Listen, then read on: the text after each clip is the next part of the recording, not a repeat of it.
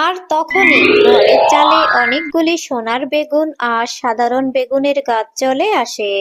দুষ্ট বাঘিনী, তুই অনেক লোভী। তুই লোভ করে এখন কিনা মিনাদের বেগুন গাছ থেকে বেগুন চুরি করতে এসেছিস। এই নে, এখন আমি তোকে তোর প্রাপ্য শাস্তি দিচ্ছি। ওরে বাবা রে, ওরে মা রে, জাদুর বুড়ি, তুমি আমাকে ছেড়ে দাও। আমি আর কখনো এরকম করব না।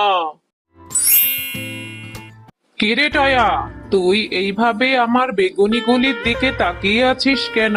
কিনবি? কাকিমা, তোমার বেগুনি ভাজা থেকে না খুব সুন্দর ঘ্রাণ বের হয়েছে, খেতে ইচ্ছে করছে। কিরকম দেখি খেতে ইচ্ছে করছে। আমার হাতের বেগুনি ভাজা খেতে তো ইচ্ছে করবেই, শুধু শুধু দাঁড়িয়ে তাকিয়ে থাকলে হবে? দে দে, টাকা দে, টাকা দিয়ে বেগুনি কিনে নিয়ে খা। না কাকিমা, আমার কাছে যে টাকা নেই, আমি খাবো না। আমি এমনিতেই দেখছিলাম। খাবি না যখন, তাহলে এইভাবে তাকিয়ে আছিস কেন? যা, এক্ষুনি আমার দোকানের সামনে থেকে যা। কাকিমা, তুমি তোমার এখান থেকে আমাকে একটা বেগুন দিবে? আমি আমার মাকে বলবো বেগুনি ভেজে দিতে। না না, আমার এখান থেকে বেগুন দেওয়া যাবে না। বেগুনের যে অনেক টাকা দাম। তোর বাবা মাকে বলবি বাজার থেকে বেগুন কিনে এনে তারপর বেগুনি ভাজা করে দিতে। যা তো এখন এখান থেকে।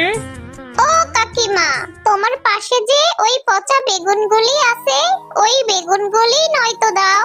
আমি আমার মাকে বলবো কেটে ভেজে দিতে। আচ্ছা ঠিক আছে, ওই বেগুনগুলি আমি এমনিতেও ফেলে দিব। চাচ্ছিস যখন, তাহলে নিয়ে যা, কিন্তু তাড়াতাড়ি আমার দোকানের সামনে থেকে বিদায় হ। এরপর টয়া সেই পচা বেগুনগুলি নিয়ে বাড়িতে চলে যায়।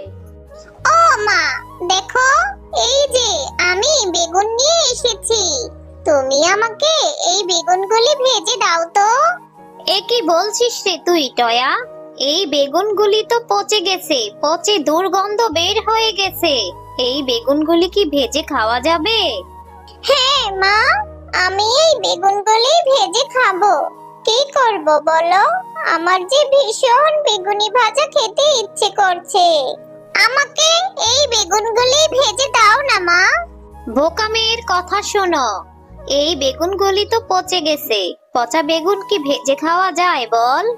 এই বেগুনগুলি খেলে যে তুই অসুস্থ হয়ে যাবি। এই বেগুন খেতে হবে না। তুমি শুধু শুধু আমাকে বকো। আমি কি করব? আমার যে ভীষণ বেগুনি ভাজা খেতে ইচ্ছা করেছে। বেগুনি ভাজা খেতে ইচ্ছা করেছে বুঝলাম। তুই তোর বাবাকে বলবি, তোর বাবা বাজার থেকে বেগুন কিনে আনবে, তারপর তোকে বেগুনি ভাজা করে দিব। আচ্ছা ঠিক আছে, তুমি যখন এই বেগুনগুলি ভেজে দিবে না, তাহলে আমি এই বেগুনগুলি ঘরের চালেই ফেলে দিব। শুনতে হলে দেখতে হবে এই গল্পের দ্বিতীয় পার্ট। ততক্ষণে এই গল্পের জন্য ভিডিওতে লাইক দিয়ে চ্যানেলটাকে সাবস্ক্রাইব করে দাও।